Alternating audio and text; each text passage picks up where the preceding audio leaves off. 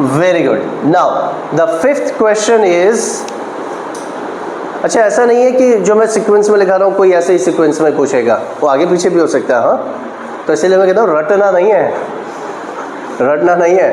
ठीक है, उसने पूछ लिया why should we hire you, इधर पूछ लिया, उससे पहले ये पूछ लिया, अब इसका जवाब दे गए, उसका वहाँ जवाब दे गए, है ना, गलत हो जाएगा. चलो, the fifth question is what is your salary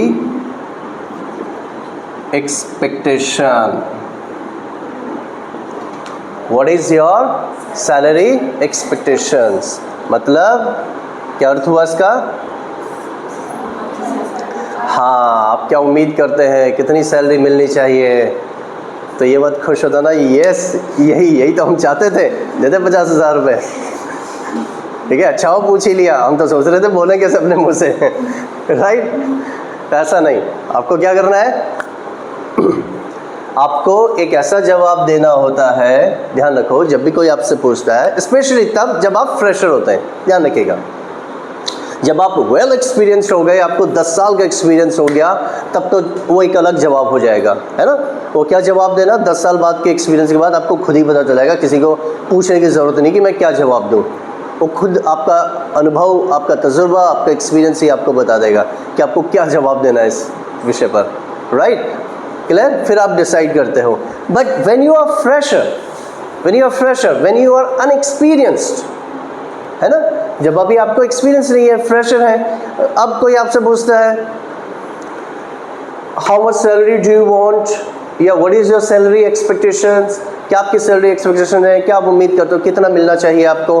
अब आपका जवाब देखो क्या होना चाहिए. आपको डायरेक्ट ये भी नहीं बोलना चाहिए कि मुझे ना 20,000 दो, या आई एक्सपेक्ट 20,000 रुपीज़, और आई एक्सपेक्ट 25,000, 18,000. राइट, और आपको ये भी नहीं कहना है व्हाट एवर यू वांट, जो कुछ भी आप चाहें आप दें, so I will accept that. No, it should not be like this. ठीक है, आपको एक ऐसा जवाब देना होता है जिससे क्या होगा, कंपनीज़ के जो रूल्स हैं वो भी रह जाएं, और आपके जो खर्चे हैं वो आपको निकालने में भी कोई प्रॉब्लम ना हो. अब जैसे फॉर एग्जांपल, कंपनी का ये रूल है कि कोई फ्रेशर आएगा, कोई अभी न्यूली ज्वाइन करेगा, फ्रेशर होगा, अनएक्सपीरियंस्ड है, उसको हम ना 12,000 रुपीज़ देंगे. ठीक है, उसको जो है हम 12,000 रुपये देंगे फ्रेशर को, फॉर एग्जांपल. ऐसा नहीं कि यही आपको मिलेगा, नहीं, मैं एग्जांपल दे रहा हूँ आपको. राइट, अब ये उनका कंपनी का क्या है, रूल है, ये उनकी पॉलिसी है कि फ्रेशर को हम 12,000 देंगे. बट आप यहाँ से दिल्ली चले गए, फॉर एग्जांपल आप दिल्ली चले गए इंटरव्यू के लिए.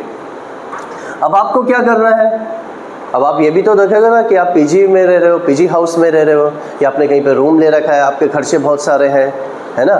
फॉर एग्जांपल आपके खर्चे जो है 10 से 15,000 के बीच के हैं, 10 to 15,000 के बीच में है, सैलरी आपको 12 मिल रही है. राइट, सो अगर आप डायरेक्ट कहते हो कि मुझे 15,000 चाहिए, because my expenditures are worth 15,000, so I want और आई एक्सपेक्ट 15,000 रुपीज़, तो वो इंटरव्यू हो सकता है कि आपका इंटरव्यू लेने के बाद बोले okay we will call you, हम आपको कॉल कर देंगे.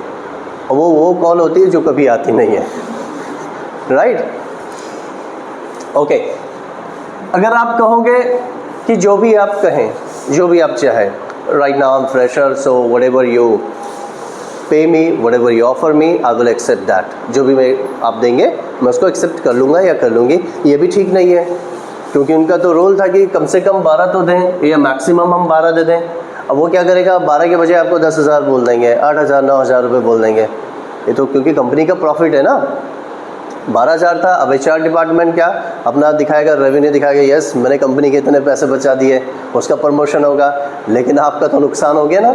सो आपको क्या करना होता है, एक ऐसा जवाब देना होता है जिसमें क्या होता है, कंपनीज़ के नॉर्म्स भी रह गए, कंपनीज़ की पॉलिसीज़ भी रह गई, और आपकी भी बात रह गई कि भैया मेरा भी खर्चा है, मैं भी यहाँ पे रूम रेंट दे रहा हूँ, खाने पीने का है, फिर आना जाना है, बस का किराया, ऑटो का किराया. किराए को क्या बोलोगे, ऑटो का जो किराया होता है, बस का किराया जो होता है, इंग्लिश में क्या बोलोगे, ऑटो फेयर. क्या बोलोगे, यस ऑटो फेयर या फिर बस फेयर, बस का जो किराया भाड़ा जिसको हम हिंदी में बोलते हैं ना, तो बस फेयर। क्या बोलोगे? बस फेयर। अभी आप जैसे ऑटो से देते हैं, कोई चंद्रभागा से आ रहा है, कोई सोमेश्वर नगर से आ रहा है, कोई शामपुर से, कोई छिदरवाला से आ रहा है, कोई ढालवाला से आ रहा है। आप अगर ऑटो से आते हो या बस से आते हो, आप उसका किराया देते हो ना, तो वो ऑटो फेयर। क्या हो गया? Auto fair. ठीक है, ऑटो फेयर। नाउ अब आपका जवाब क्या होगा? चलो अभी मैं आपको एक छोटा सा एक बेसिक सा जवाब दे रहा हूँ और वो बहुत अच्छा जवाब है और आपको यही जवाब देना होता है। फॉर एग्जाम्पल उसने पूछा, interviewer is asking you what is your salary expectation, तो आप कह सकते हो it depends on market standard, it depends on market standard and company's norms। ठीक है, अच्छा norms क्या होता है? नियम। हाँ, नियम, कानून है, पॉलिसी, नॉर्म्स, पॉलिसीज़ हो गई, रूल्स हो गए, है ना, उनका जो अपना एक लॉ है कि भैया इतना तो हम देंगे ही देंगे, राइट। अब देखो इस जवाब में क्या हो गया, आपकी भी बात रह गई, it depends on market standard. जैसे कि भाई मैं ऋषिकेश में हूँ तो थोड़ा सा कम खर्चा है, दिल्ली में हूँ ज़्यादा खर्चा है, बैंगलोर में हूँ तो और ज़्यादा खर्चा है ना, क्योंकि नॉर्थ इंडियन फूड ढूंढना ही मुश्किल हो जाएगा, हर रोज़ थोड़ी इडली सांभर डोसा खाता रहूँगा, राइट, तो थोड़ा और खर्चा बढ़ गया मेरा। सो आपकी क्या, आपकी बात भी रह गई, है ना, आपकी बात भी रह गई। जैसे कई जगहों पर, कई सिटीज़ में क्या होता है, रूम का जो रेंट है बहुत ज़्यादा है, कई सिटीज़ पर कम होता है, तो आपका वहाँ पे कम सैलरी में भी काम चल जाएगा। लेकिन जहाँ पर ज़्यादा किराया है, अभी जैसे एक छोटा सा फ़र्क है, 3 से 4 किलोमीटर का फ़र्क है तपोवन में और यहाँ ऋषिकेश में, मेन ऋषिकेश मार्केट में सिर्फ 3-4 किलोमीटर का फ़र्क है। वहाँ पे एक रूम का कम से कम 15 से 20 हज़ार रुपये मिलता है, सिर्फ एक रूम, किचन मिले ना मिले, सिर्फ एक रूम का 15 से 20 हज़ार रुपये, और यहाँ पे 3-4 हज़ार रुपये में मिल जाएगा सिर्फ एक रूम। तो कितना फ़र्क हो गया ना। तो मैं बात करूँ दूसरे सिटी की, दूसरे स्टेट की, तो वहाँ पे तो और भी ज़्यादा डिफरेंसेस हो जाते हैं। तो ये जो जवाब है, डिपेंड्स ऑन मार्केट स्टैंडर्ड, ये आपकी भी बात रह गई कि भैया आप थोड़ा देख लीजिएगा।